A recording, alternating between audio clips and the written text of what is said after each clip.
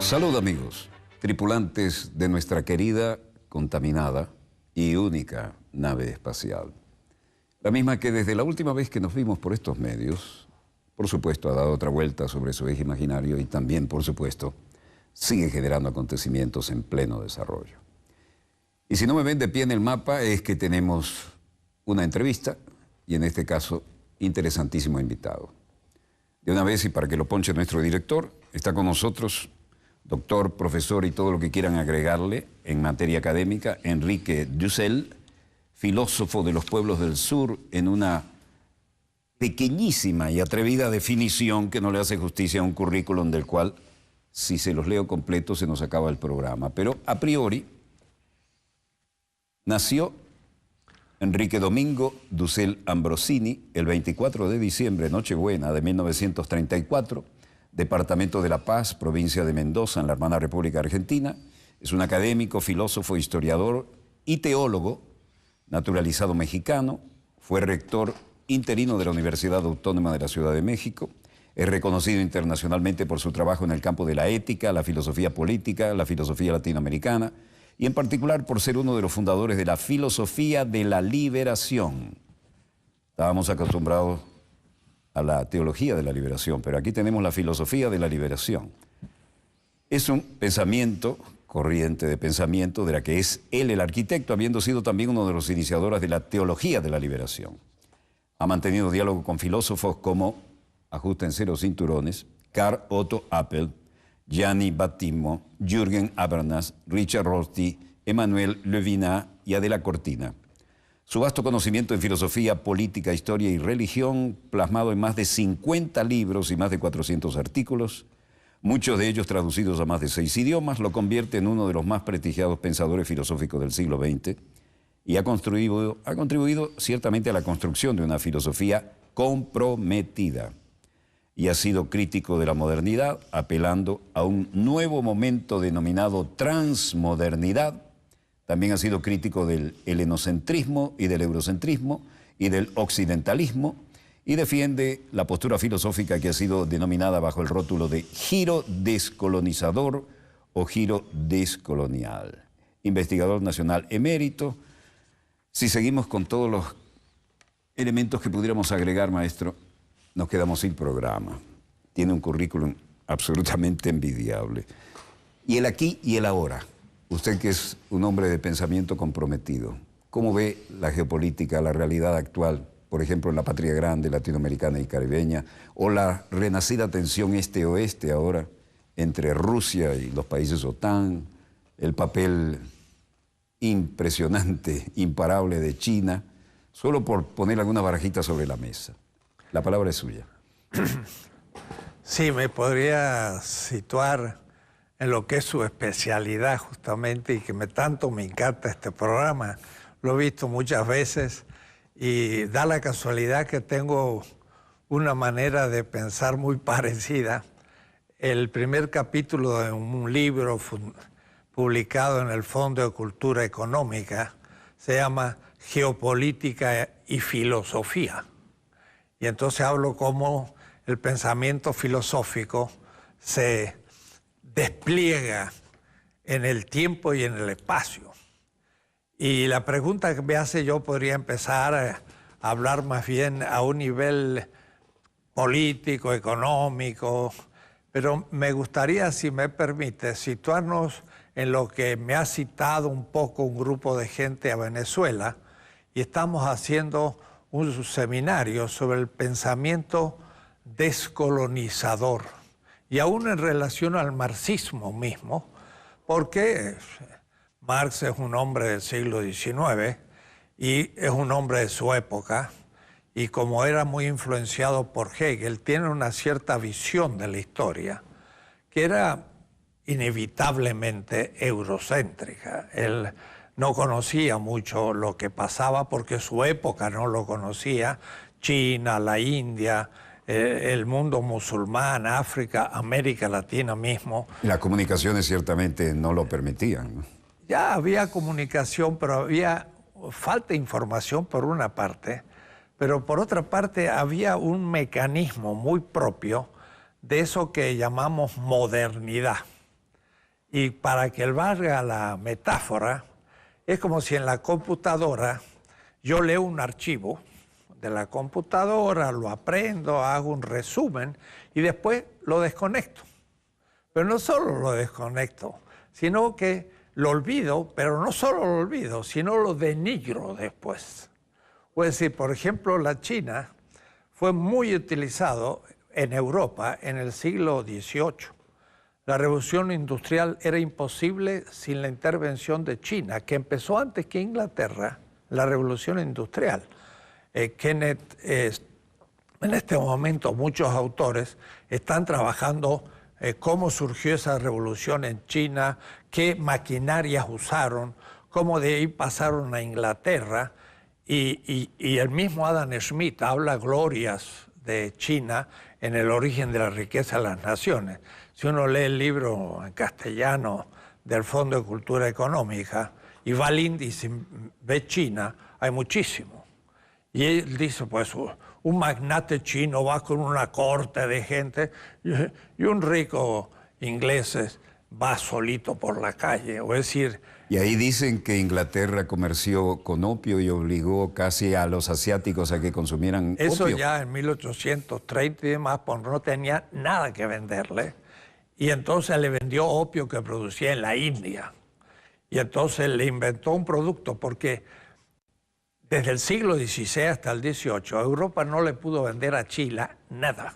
Y al comienzo compró con nuestra plata. La plata americana se acumulaba en España, pasaba a Flandes y de ahí iba a terminar a China, porque la porcelana era el gran producto de la aristocracia de todo el mundo. Y que por algo le llaman China, ¿no? China, en inglés. Entonces, desde el zar hasta todos los reyes europeos, el mismo rey inglés, pero también los reyesuelos, diríamos así, del África y hasta América Latina, todos tomaban sus desayunos y sus comidas con la porcelana.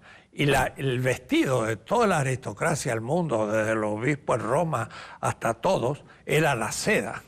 Y así muchos otros productos. La chinoiserie era secrétaires o mesas muy decorados a la China. Y hasta el laissez-faire de la política liberal que dice, deje usted hacer al mercado. Laissez-faire, laissez-passer. Viene de una traducción china que concebían el poder como no actuar. En la medida en que todo funcionara bien, le llamaban el diagnóstico de las fuerzas en contradicción, Xi. Entonces, la gran estrategia para un emperador chino que se fundó en el 220 y duró hasta 1912, es decir, duró 21 siglos, sin interrupción, aunque hubo mongoles que tomaron China y demás, pero una o dos generaciones de mongoles se hacían chinos, pues no tenían mucha cultura. Entonces, realmente los chinos tenían un poder gigantesco. Europa leyó ese archivo, lo desconectó y luego inventó todo lo que había tomado de China. Y así muchos otros. Hay un trabajo de Menzies que se llama 1434 y muestra que parece que hubo un legado del emperador chino Eugenio IV en Florencia. Y entonces llegaron escritos chinos, libros impresos en papel. En 1434, como 40 años que Gutenberg va a descubrir la imprenta. Me tocó estar en Maguncia, en Alemania, en un instituto, y abajo había una estatua de Gutenberg porque él en Mainz descubrió la imprenta y imprimió parte de la Biblia en la catedral de Maguncia. Entonces lo veía todos los días para tomar el café y salir a la universidad. Pasa por ser el inventor de la imprenta. Lo que pasa es que los chinos en el siglo VIII habían descubierto la imprenta. y en el sexto el papel, y en el noveno tenían papel moneda. Y cuando Marco Polo lo metieron preso a la vuelta de su gran estadía en China, en Génova, estaba en la cárcel, pero otro compañero de cárcel le quería explicar cómo pagaban los chinos, pero no podía decir, pagaban una especie de pergamino, porque no sabía ni lo que era el papel. Se había adelantado 1000 años a la producción de papel moneda, que en Europa empieza prácticamente en el siglo XIX. O es decir, Europa va a tomar de otras culturas.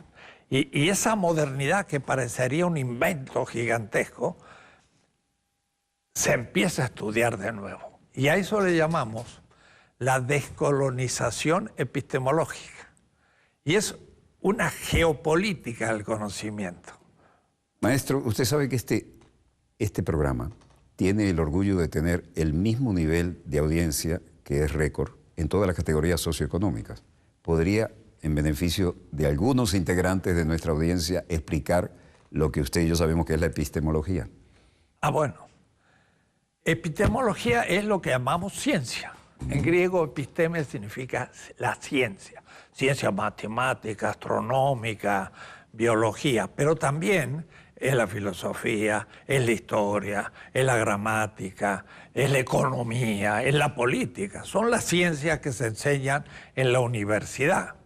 Entonces, la modernidad va a ser todo un manejo de una interpretación de la realidad.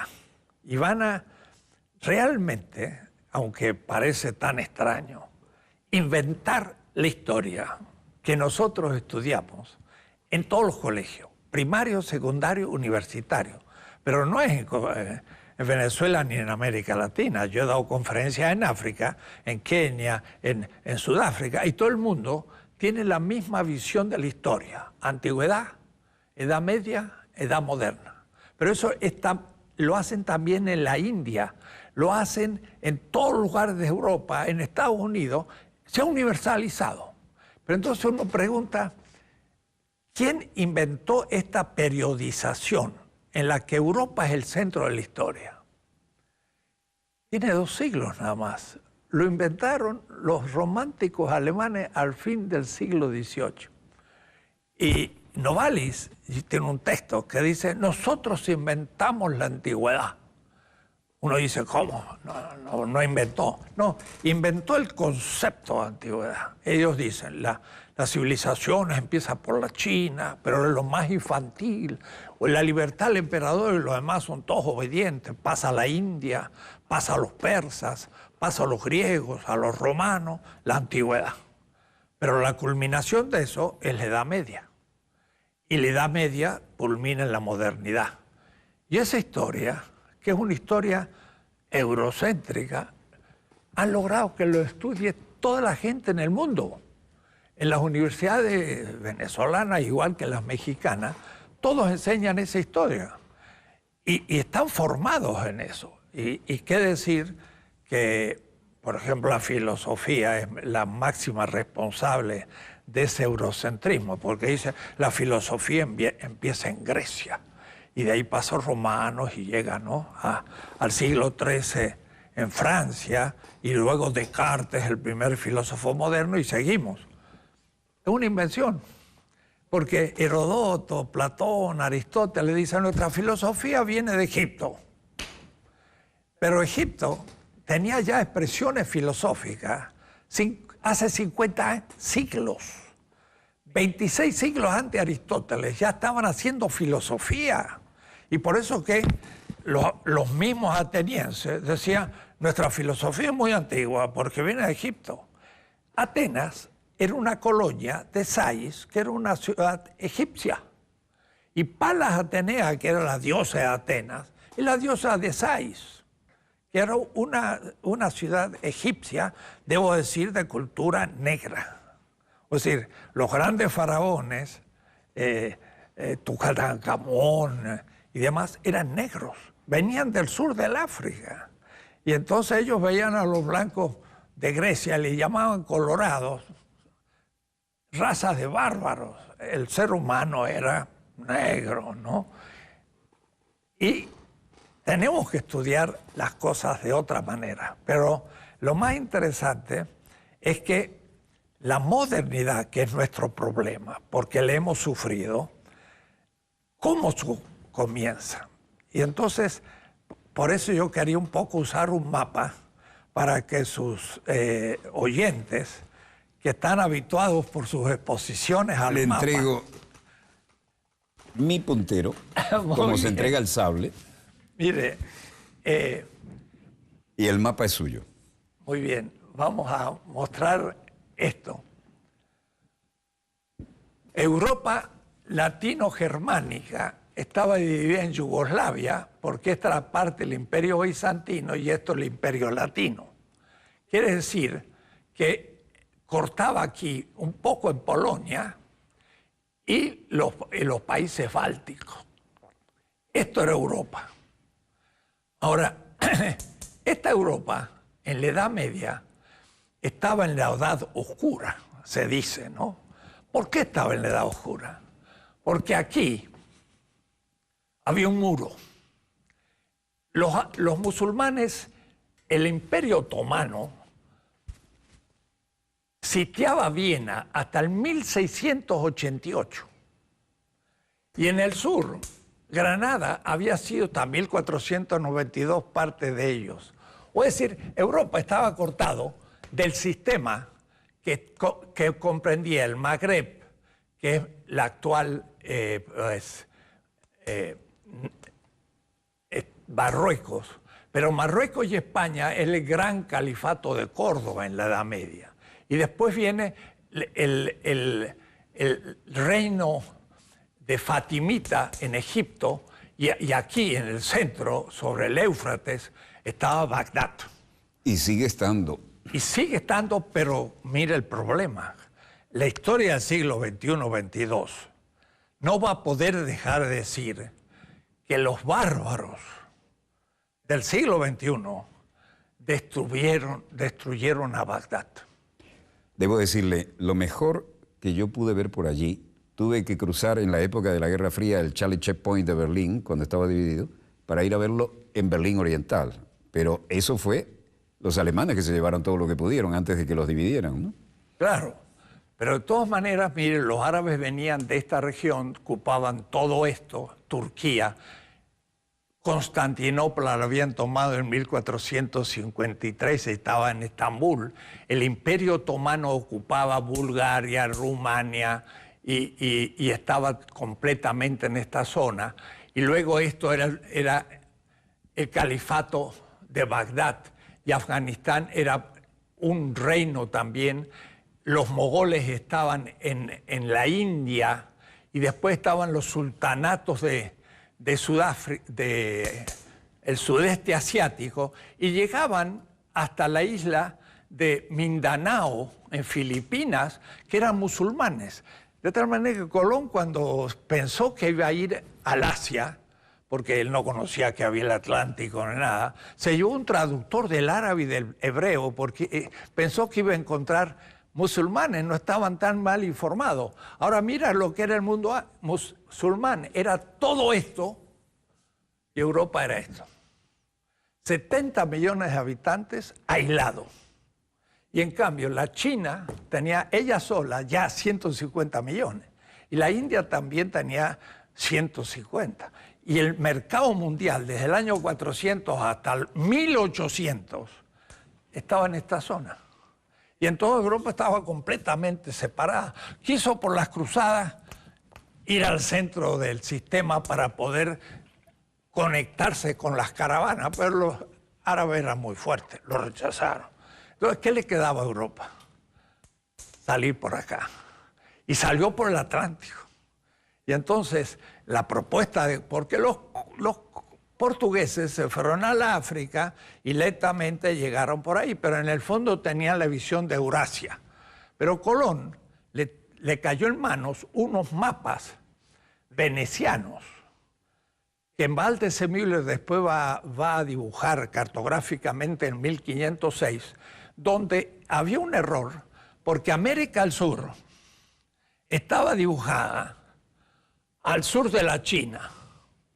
Era la cuarta península arábiga, pero hay dibujos de 1487. Entonces, había una península acá que le llamaban la península del dragón, porque esto tenía la forma como un dragón, y los chinos lo conocían. La segunda península era el sudeste asiático, la India y la Arabia Saudita. Entonces, Colón convence al fin a los reyes católicos que en enero conquistaron Granada y en marzo, ya liberados un poco de luchar contra los musulmanes, le dan el permiso para ir a unas islas perdidas del mar Océano, pero no perdían nada porque le dieron 3 carabelas de segunda categoría. Total, si este se moría en el océano, no habían perdido. Lo cierto es que él llega acá y en un casi récord llega a las Bahamas. Pero lo más interesante que Colón escribe en el diario a bordo: estoy cerca de las tierras del Gran Khan. Y el Gran Khan eran todos los reinos de la Siberia. Entonces él creía que había llegado acá a la China. Pero eso en el primer viaje. En el cuarto viaje, 1503, llegó a Panamá. Y los indígenas le hicieron del otro lado de un mar. Entonces le puso el Mar del Sur y escribió: estamos a 10 días de navegación del Ganges. Es decir, él creía que estaba en la península aquí y en 10 días iba a llegar a la India. Y estaba en Panamá. Américo Vespucci dice que salió en nombre de Portugal y dijo un nuevo mundo. Pero salió a las 4 penínsulas y llegó al Brasil, se fue para abajo, pasó el Ecuador y esto era más grande de lo que pensaba. Y llegó hasta la Patagonia y vio las huellas de los indios que se ponían cueros en los pies y dijo: estos son unos gigantes. Y dijo un nuevo mundo, pero no era América todavía. Lo cierto es que la pequeña Europa, de pronto en un siglo, multiplica por 3 su territorio y tiene millones de indígenas, los que quedan después de la devastación, que trabaja para Europa. El mundo árabe, China, la India, no tiene estos recursos nuevos. Y después, en 1546, descubren grandes minas de plata, la más grande de todo en Potosí, en Bolivia. 20.000 toneladas de plata en el siglo XVI. Esto devalúa la plata en todo el mundo. Entonces, cuando yo voy a los árabes, les digo: ustedes, el siglo XVI, ¿qué les pasó? No saben lo que les pasó. ¿Qué pasó? ¿Por qué desapareció el mundo árabe? Digo: mire, simplemente, los árabes eran el centro del mundo antes. Ahora los océanos son el centro del mundo. Ustedes han quedado rodeados adentro. Además, la moneda que tenía se devaluó. Entonces tenían 10 monedas en el 1500 y en el 1600 valía una. América Latina explica la decadencia del mundo árabe. No lo habían pensado, pero es notable. Además, yo le digo a los árabes: ¿cómo ustedes no descubrieron América, que los tenían a un paso? No se explican. O es decir, hay ciertas preguntas que nunca lo han pensado. Esta expansión de Europa a América es el comienzo de la modernidad. Esta Europa subdesarrollada, periférica del gran continente euroasiático, fuera de las caravanas, científicamente en cero. En Bagdad estaba el centro de la sabiduría, la matemática. Nosotros usamos los números árabes. La gente dice: ¿por qué le pusieron árabe? Porque en Bagdad había la gran escuela matemática, eran aristotélicos. Alepo, Trípoli, no sale Alepo. Lo están bombardeando hoy. En el siglo VIII, Aristóteles llegó a Alepo, traducido del griego al árabe, y ahí empezó Aristóteles a funcionar en Alepo, que era el mundo árabe. Era el pensamiento científico, matemático, astronómico. Y entonces aquella cultura era el centro de la historia, pero se conectará después con China y la China tomará el relevo. Europa estaba fuera del sistema. Pero ahora, con nosotros, colonial, va a surgir la modernidad. Entonces, nuestra hipótesis de trabajo está revolucionando el pensamiento porque nunca se había planteado así.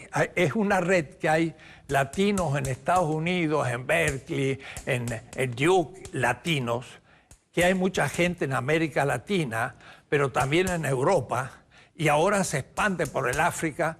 En 3 semanas tengo que ir a Delhi, están leyendo nuestras cosas. Grossfogel, pues hicimos hace 2 meses un seminario sobre descolonización del pensamiento, ¿no? En Pretoria, en Sudáfrica. ¿Y por qué en Pretoria? Y la Universidad de Pretoria estaba en huelga. ¿Saben para qué? Para descolonizar la universidad en África. Es decir, había tomado el tema latinoamericano en África. ¿Sabe por qué? Porque, claro, en Sudáfrica estaba el apartheid y todo esto. El pobre Mandela estuvo 27 años preso. Salió un hombre extraordinario, reorganizó el país y toda la élite política es afro. Pero todo el mundo económico, el Boers, es blanco. Y los Boers tienen además la bomba atómica. Además. Y el pueblo es afro-negro. Y esos estudiantes están estudiando una visión europea de su propia historia.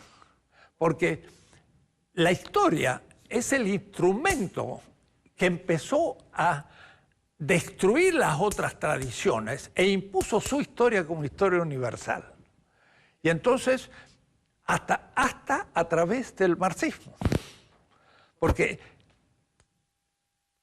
la revolución marxista de Mao en China, aunque la verdad que él conocía a Wang Yanmin, que era un confuciano, y muchas veces decía Marx, pero lo que decía era Wang Yanmin, porque era un maestro de escuela, pero que sabía su tradición.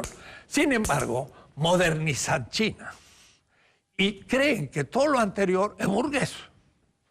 Y la revolución cultural destruye el pasado. Y entonces la China, que había sido un esplendor durante 20 siglos, de pronto se quedó sin historia.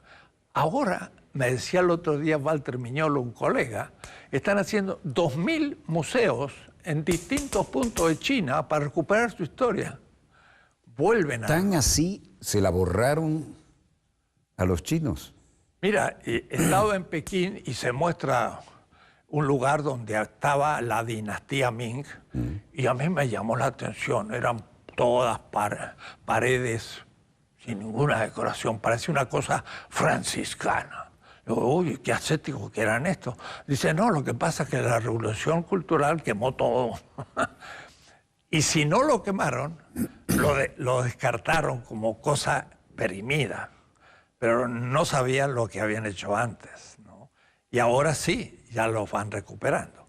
Pero entonces, el tema es que durante 3 siglos, España primero, pero después pasó hacia el norte, usufructó América Latina. Pero el África y el Asia tenía unos puntos en Angola, en Mozambique, pero no había hecho la conquista territorial. Eso lo va a hacer en África al fin del siglo XIX. Y la India, por ejemplo, va a ser ocupada en 1780. Es decir, que prácticamente 18. Y es con la revolución industrial. Porque el África y el Asia tenía caballos y tenía armas de hierro. Nuestros indígenas no tenían caballos ni armas de hierro. Y los tenían españoles... cascos. Tenían cascos. Ah, claro, tenían la misma... No, lo que manejaban el hierro. Digo. Ese era un fenómeno en el campo de batalla. Claro, total. Los hoplitas entre los griegos, pero también ellos, por supuesto. Y entonces, no pudieron hacer las colonias hasta la revolución industrial. Ahí sí le ganaron, pues tenían armas ahora de fuego y empezaron a tener barcos de otro tipo, y entonces ocuparon el África y Asia. ¿Y el papel del Imperio Británico ahí? Fundamental, porque aquí lo que llamamos nosotros la diferencia imperial va a pasar de Portugal y España a Flandes, porque los holandeses van a tomar parte del Brasil, van a tomar las colonias de Angola, van a llegar hasta Japón. Entonces, los holandeses... Y alguna islita en el Caribe también. Bueno, tenemos Curazao, 3 de enfrente. Curazao y demás. Bonaire, Aruba, Curazao. Claro, y ahí es interesante. Ahí, por ejemplo, en Curazao hay un Wall Street y había judíos. Pero eran los judíos expulsados por los reyes católicos de España que se fueron a Portugal, se fueron a Flandes y están en Curazao. Y esos mismos se fueron a Nueva, diríamos, Holanda y fundaron Nueva Ámsterdam. Pero cuando los ingleses vencieron a los holandeses se transformó en New England y en New York. Entonces los judíos de New York, que era Nueva Ámsterdam, vienen de España, eran sefarditas y son más antiguos que los anglos. Ahora, claro, los judíos también es un clan comercial que tiene 25 más 30 siglos, que empieza desde el exilio de Babilonia y se va extendiendo, ¿no? Hay toda una cultura que no sé por qué no se subraya suficiente en los textos modernos. ¿Qué pasó ahí? ¿Cuál es su opinión? ¿Cuál? La de la influencia del pueblo judío en todo esto y sus intereses. Mire, Kautsky, en un libro que se llama El origen del cristianismo, dice algo muy interesante. Dice, en el exilio en Babilonia, los judíos dejaron su tierra y para recordarla la escribieron. Y ahí escriben lo que se llamaría el Antiguo El paraíso, Testamento. la leche, la miel. Era la ley, los libros históricos, los profetas y los salmos y toda la Biblia, diríamos. Pero después se extendieron en el imperio persa y cuando vinieron los griegos se extendieron por todo el imperio griego que llegaba hasta el Indo. Y cuando llegaron los romanos se extendieron por el imperio romano. Y entonces siguieron ellos siendo grandes comerciantes. Y se adaptaron a cada una de las cadenas de mando. Claro. Y además, mire qué interesante, como ellos adoraban un Dios, Yahvé, del Israel primitivo, lo seguían adorando en sus sinagogas en todas partes. Y entonces ese Dios propio está en todas partes. Era un Dios universal. Y ahí sale el monoteísmo de Israel, de donde va a salir el cristianismo. El cristianismo. Porque en todos lugares había otros dioses, pero el de ellos estaba en todas. En fin, esa es una historia que también se puede apasionante. contar. Pero esta modernidad es el tema, porque la pequeña Europa parte después a Flandes y después Inglaterra vence. Ahora, la posición de Inglaterra es fundamental. Inglaterra y Japón son las 2 islas de Eurasia. Y Inglaterra era un país poco poblado, con una monarquía muy débil, y entonces el continente estaba en lucha de religiones y todos huían a Inglaterra. Y ahí nadie atacaba porque era una isla perdida, pero en el nuevo centro geopolítico moderno, que es el Atlántico Norte, que descubrió Colón, pero este era el Atlántico tropical. Y el de Brasil es de Portugal a Brasil, porque las corrientes van así, entonces no podían andar por aquí, tenían que ir a Brasil y de ahí recién iban a África y llegaban a Goa y llegaban hasta el Japón los portugueses. Entonces la modernidad fue una expansión lenta de Europa que con la revolución industrial se impone a todo el mundo. Pero el tema nuestro es que imponen una narrativa. Pero una narrativa que es retórica, o es decir, va a demostrar que Europa, y eso es Hegel explícito, dice Hegel, la historia va del este hacia el oeste, geopolítico, y Europa es el centro y el fin de la historia universal. Y entonces la antigüedad es el fundamento, la Edad Media es una edad difícil, y luego es la modernidad donde el espíritu germano eclosiona como espíritu universal. Y todavía en la Ilustración dicen, el sur de Europa era, porque no hace la revolución industrial. Grecia, Italia, España, Portugal, se quedan en el Mediterráneo. El norte de Europa va a ser ahora industrial. Y ahí Inglaterra va a ser el centro porque es una isla. Entonces son puros puertos. Y es una isla donde los Scottish, los presbiteranos, Glasgow, Estocolmo no, no importa. Los calvinistas son muy importantes porque Calvino se las arregla para hacer una interpretación de la Biblia que impedía a los cristianos y a los judíos dar préstamos al hermano, porque no había que explotar al hermano. Pero entonces en la Edad Media, por ejemplo, un cristiano no podía prestar a un hermano, pero un judío no era hermano. Entonces le asignaban la función de que él prestara. O es decir, lo enriquecieron a los judíos para que cumplieran esa función pecaminosa, ¿no? Pero Calvino se la arregló para cambiar ese texto del Deuteronomio. Dijo, no, se puede prestar 5%.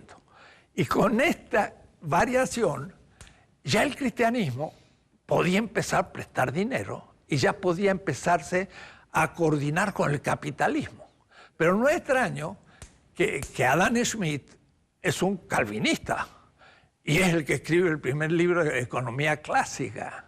Y entonces es un cristianismo que se adecúa al capitalismo, o más, es un cristianismo que inventa la teoría capitalista como Adam Smith. Pero eso se cumple en Inglaterra. Inglaterra, desde Cromwell, logra hacer una revolución porque el Estado inglés era muy débil. Entonces la burguesía tomó el poder siendo minoría. El mundo era feudal, pero desde el Estado impusieron el capitalismo en Inglaterra, se desarrolló, y eso duró hasta la Segunda Guerra Mundial, que va a venir Estados Unidos, que va a ser el nuevo etapa. Pero entonces esta modernidad es para nosotros el problema, que tiene un discurso histórico, científico y demás, que tapa a todos. En la historia hegeliana, América Latina no entra, estamos fuera de la historia. Porque el sur de Europa queda descalificado. ¿Y qué decir las colonias del sur de Europa? Peor todavía, somos colonia de algo que desapareció de la historia. Entonces, decir que España era un país moderno en el siglo XVI, el más importante de Europa, nadie lo cree. Pero fueron los españoles con la plata de Potosí y de Zacatecas que pagaron una gran escuadra y aquí, ahí en Sicilia, cerca de Catania, vencieron a los turcos en Lepanto. Y yo estaba ahí, había unas cosas, decía 1571, Lepanto. Yo digo, hacha, descubrieron en Potosí 1546. 25 años después pudieron hacer una escuadra, ya tenían plata y liquidaron a los turcos en el Mediterráneo. Y entonces la modernidad es nuestro problema, porque hoy en Venezuela, en México, en Argentina, en América Latina, toda la élite blanca es eurocéntrica. Sí. Esa visión de la historia, esa visión de la filosofía, de la ciencia, es la propia. Y creen que es de ellos y nuestra. Entonces nuestros estudiantes quieren ir a Europa, a Estados Unidos para sacar doctorados, vuelven, ganan concursos y cada uno compite a ver quién es más eurocéntrico que el otro y no conocen nada de América Latina. Ese es un temazo, perdóneme la expresión. Quisiera que usted con su autoridad académica abundara en ese tema. Ese desarraigo intelectual, esa orientación que va negando las propias raíces, ¿no? Es tremendo, porque en nuestra universidad, y por eso en Venezuela, gran parte de la gente que no entiende lo que puede significar una liberación de un pueblo, que es despreciado por un cierto racismo blanco, por un cierto machismo también, que es también colonial, pero sobre todo es intelectual, porque nosotros hoy damos becas para ir a Europa. estudian allá, sacan un doctorado, vuelven y hacen un concurso, ganan el concurso y van a enseñar lo que aprendieron, van a enseñar lo que dice Kant. Pero Kant vivió en Königsberg, aquí se llama Kaliningrado, que era parte de Lituania y ahora es Rusia. Pues si vivía en el Báltico. Para entender el mundo de Kant hay que reconstruir muchas cosas, porque hay que ir al siglo XVIII del Báltico. De paso, mire, el próximo año, 2017, va a ser 500 aniversario de la Reforma Luterana. Y Lutero puso las 95 tesis en Wittenberg. Y yo di una conferencia como a 50 teólogos alemanes, norteamericanos, de Yale y brasileños, donde hay muchos luteranos, y les hice una historia. Y entonces les dije, miren, si no se hubiese descubierto el Atlántico y América, Lutero hubiese sido un heresiarca de segundo en Europa sin significación. Me miraron. Digo, el norte de Europa no se podía separar de Roma, porque después de aquí estaba la nada, estaban los osos polares. Entonces, o se comunicaban con Roma o quedaban fuera del mundo. Entonces, todo el comercio iba a Italia, que era como la penetración en el Mediterráneo, Amalfi, Génova, Venecia, y estos iban hasta Antioquía, y de ahí salían las caravanas por la ruta de la seda hasta llegar a China. Entonces, el Mediterráneo era el centro de Europa, el sur, y había una iglesia muy poderosa. Mira lo que voy a decir ahora. Cuando se descubre el Atlántico, el Báltico se conecta al centro geopolítico. No necesita Roma. El norte de Europa dice no necesito Europa y se hace luterana. Pero entonces, mire, surge algo que nadie lo piensa. Surge la Iglesia Católica. La Iglesia Católica no es la medieval, es una iglesia moderna, se funda en Trento. Se funda en el Concilio de Trento. Trento, 1560. Y la funda... ¿Con qué argumento puede desarrollar usted esa idea que es muy interesante? Porque de Trento para acá. Claro, porque Roma estaba en el centro del Mediterráneo, que era el centro de Europa, porque estaba en el sur. Era el Mare Nostrum. Una vez que se descubre el Atlántico, es la muerte del Mediterráneo. Entonces, un gran historiador, Brodel, de la Escuela de los Anales, escribió Felipe II y el Mediterráneo y mucho. Pero un alumno de él, que fue mi profesor en la Sorbona, se llama Pierre Chonu, escribió 7 tomos, Sevilla y el Atlántico. Y entonces yo me di cuenta que ahí había algo. La modernidad es la muerte del Mediterráneo y el nacimiento del Atlántico. Y mire, ahora Inglaterra queda bien situada, antes era Roma. ¡Pah! Un cambio total. Y el norte de Europa se hace industrial y se hace luterano, etc. No deja de ser cristiandades, o decir que es una inversión del cristianismo. Porque el cristianismo que nace en el Medio Oriente es crítico del imperio. Y el fundador del cristianismo lo pusieron en la silla eléctrica, que era la cruz. No era un signo religioso, ahí estaba Espartaco. Pero era después un signo denigrante en ese momento, además. Total. Después de 3 siglos, esos cristianos estaban presentes, sobre todo en Turquía y en otras partes. Y Constantino, cuando se dividió en 4 partes el imperio que estaba en la Galia, venció al otro y después a Licino, y se hizo emperador y se dio cuenta que los cristianos eran muy numerosos y les dio libertad, y después se apoyaron en los cristianos. Y dejaron Roma e hicieron la capital del imperio en Constantinopla. Y entonces el peso se vino acá. Pero ahora los cristianos... Y Estambul, Constantinopla, claro, esa dualidad. Cuando los otomanos tomen Estambul, se va a hacer un imperio. Y eso es lo que va a sitiar Europa. Pero lo interesante es que los cristianos que habían perseguido al imperio porque tenía esclavos y todo, ahora lo justificaban. Sobre todo en América, de cuando andando el Pero tiempo. eso, la primera inversión fue la cristiandad del Mediterráneo. Roma se hace cristiana. Y por lo tanto, el fundador crucificado ahora aparece en las alíos, en la Santa Sofía, con los ojos abiertos, crucificado, pero sin sangre, porque era un rey. Ya no era el crucificado, era justo el rey, lo contrario. Pero esa es la primera inversión, que se llama la cristiandad, o decir, el cristianismo se invierte.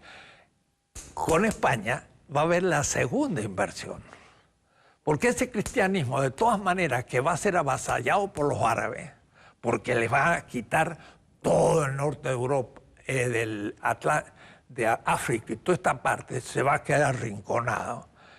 Con América, entonces justamente hace una segunda inversión. Ya no es solamente el cristiano el que apoya a un Estado, sino que apoya a un imperio con colonias. Y nosotros somos una contradicción, porque somos colonias de un imperio que es cristiano, pero también somos cristianos, pero de segunda.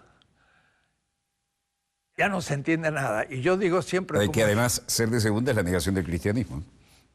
En un indígena de Chile, un misionero, predicaba cosas, entonces puso una crucifixión. Pintó. Entonces puso en la cruz a un indio. Y el soldado era español.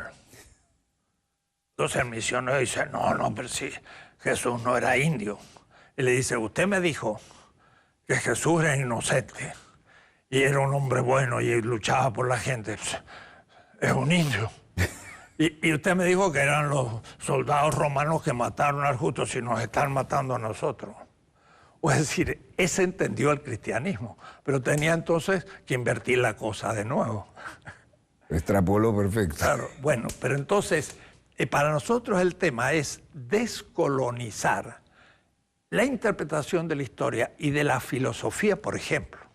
Porque Hegel, en 1818 al 31, cuando es profesor en Berlín, hace una visión de Europa y una visión de la filosofía, que es el primero, en que Europa queda como centro y fin de la historia.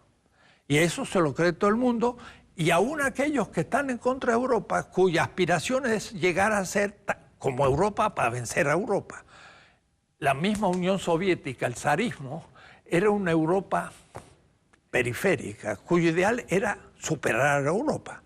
Y muchas veces los líderes de la Unión Soviética decían, vamos a superar a Europa. Ese era el ideal. Pues entonces quiere decir que ya habían asimilado a la modernidad y eran modernos porque estaban funcionando según ese mito de la modernidad. Bueno, llegaron hasta la mitad de Berlín, ¿no? Claro, entonces es un tema novedosísimo. Sí, señor. Y que interesa a todo el mundo, porque todos fueron negados en su historia y sufrieron un colonialismo. La China no fue colonia militar, y sí en parte, porque tuvo Japón y tuvo Francia y tuvo también, pero era inmenso y resistió. Pero sí fue colonizado epistemológicamente, es decir, científica, universitariamente. Y nuestros profesores, después de estudiar en Europa, vienen y... Pero si un estudiante quiere empezar a estudiar la historia propia y llega a querer hacer un doctorado, dice, yo quiero hacer un doctorado sobre un pensador colombiano o venezolano, entonces los profesores dicen, pues no hay ningún especialista, no puede hacerlo. Tiene que hacerlo sobre un autor norteamericano o europeo porque tenemos especialistas. Entonces no se puede formar. Y si no se puede formar ahí, ¿dónde se va a formar? ¿Quién va a recuperar nuestra historia? ¿Y quién va a hacer una historia que nos permita desarrollarnos ante este enorme peso de esto que llamaríamos geopolítica del conocimiento? ¿Se da cuenta? Es dominador no a nivel económico, no a nivel militar. Por supuesto que Estados Unidos es el poder militar y nosotros no podemos hacer nada. No a un nivel, pero a un nivel teórico, científico, también nos dominan. ¿Qué papel juegan los modernos medios de comunicación que son masivos e internacionales? Claro, y todas las grandes mitos, referencias, todo, son eurocéntricas. Entonces, partimos de los griegos, que es una invención alemana romántica, que piensan que ahí se originó, después pasó a Roma, pasó a la Edad Media y culminó en París, y después Ámsterdam está en Bélgica, está ahí en Holanda. Y Descartes es un filósofo, el primero, pero escribió el discurso del método en 1636, un siglo y medio después del descubrimiento de América. Entonces, los grandes problemas filosóficos no fue ese, era cuando llegaron a América se dijeron, estos indios son seres humanos. Es un tema filosófico fundamental, porque ¿son hombres o no son hombres? Y dijeron, sí son, pero sus costumbres lo han vuelto bestiales. Entonces son como niños. Y entonces el mismo Kant va a definir la ilustración. Va a decir, la ilustración es una salida de un estado de inmadurez. Era como el indio. Pero el mismo inmaduro no quiere civilizarse, se opone. ¿Y qué significa civilizarse? Entonces dice Hegel, los ingleses se transformaron en los misioneros, una palabrita religiosa, de la civilización en el mundo. Y entonces, ahí estamos. Entonces, el problema es que ahora estamos Esos misioneros llevaron la droga china. Todavía me acuerdo, a veces me acuerdo de citar eso porque lo tengo grabado acá, ¿no? Primera vez que estoy en Hong Kong. Si le parece, voy al parque de los... Adelante, porque estamos terminando, ¿no? Voy al parque de los ingleses, que todavía se llama así, y a la entrada, gran letrero metálico que dice prohibido entrar con perros y con chinos. Y yo le digo, pero ¿cómo ustedes son capaces de aguantar esto? ¿Por qué no han sacado ese letrero? Dice, porque los queremos ahí para no olvidar lo que nos hicieron. Prohibido entrar con perros y con chinos. El parque de los ingleses en Hong Kong. Insólito. Y está ahí todavía. Sí, esto es una tarea muy difícil porque hay que recuperar archivos olvidados y entonces el pensamiento postmoderno, así llamado, fue una crítica de Europa a sí misma, pero todavía eurocéntrica. Y nosotros queremos hablar más bien de algo que va a ir más allá de la modernidad y una crítica de esa modernidad. Los jóvenes cuando descubren esto se entusiasman porque se dan cuenta que es una novedad y es cosas nuevas, hay que ponerse a estudiar y no estamos repitiendo, estamos inventando. Yo no quise ni siquiera... me mordí la lengua unas cuantas veces y le cedí todo el tiempo porque esto es una clase magistral, obviamente, y no es un lugar común. Y yo tengo la esperanza de que esto haya generado las necesarias inquietudes, no solo en los jóvenes, que sí nos ven y en gran proporción. Felizmente nos ven todas las categorías socioeconómicas y etarias, ¿no? Sino en aquellos que siguen el dogmatismo y tienen el cordón umbilical y la neurona en esos centros de poder, ¿no? ¿Qué debemos hacer? Nos quedan 3 minutos. ¿Cuál es su receta? Hay que continuar en este descubrimiento, hay que aumentar los argumentos y hay que mostrar que si no se hace eso, es lo que dice un colega de una manera un poco jocosa y metafórica. Dice, si no se inventa una ciencia que parta de nosotros y que explique la realidad, somos sucursaleros. Ponemos sucursal. Entonces, yo soy filósofo. Entonces uno le pregunta a un colega, ¿usted qué hace en filosofía? Yo, Kant. Ah, muy bien, usted estudia Kant. Y usted Hegel, y usted Heidegger, y usted Habermas. Sucursales. Y lo peor es que hace grandes comentarios, pero ni le llega a Habermas, porque Habermas ni le interesa lo que estamos nosotros comentando. Pero si nosotros le hacemos una crítica a Habermas, mostrando su eurocentrismo y cómo lo que dice vale para Alemania y Estados Unidos y nada más, y lo que él dice en Kenia ni puede ir porque ni le entienden, entonces ya el Habermas dice, ¿qué pasó? Entonces, para que nos respeten, tenemos que primero respetarnos.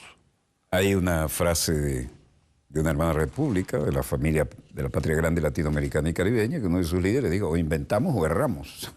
Exacto, exacto. O inventamos o erramos. Sí, sí. Y después de esa clase magistral es magnífico. Geopolítica del conocimiento, pero también creación de conocimiento. Porque entonces tenemos todo por investigar y por empezar a ver de otra manera. Ahora, esta pequeña exposición la he hecho en muchas partes. Y le digo que produce un efecto. Lo he dado como en 20 universidades de Alemania. En el 92 estuve un semestre, me invitaron a muchísimos lados. ¿20 universidades de? Alemania. De Alemania. También lo he hecho en París, lo he hecho en España, he sido profesor en Harvard, en Duke, en muchas partes. Pero a los profesores, no a los alumnos, se quedan calladitos. Como diciendo... Nos cambiaron el libreto, todo lo que estudié para tener la cátedra y ahora me cambiaron.